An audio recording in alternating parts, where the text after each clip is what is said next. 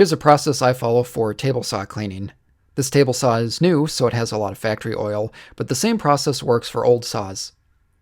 I'm using WD-40 to clean the top, and then I'll be using paste wax to protect it.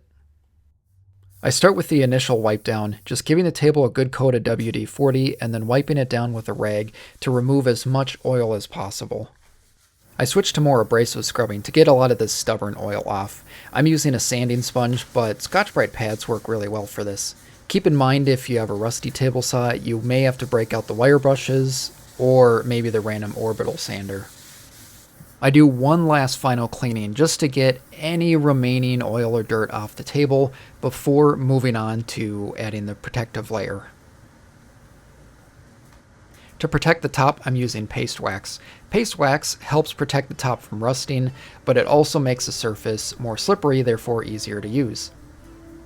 After the paste wax dries, I buff it out with a rag, which is all you have to do, but I went the extra mile. I slapped a Scotch-Brite pad on my random orbital sander and used that to help buff out the surface. I don't know if this is technically recommended or not, but it did work for me, and my tabletop is protected and ready to go.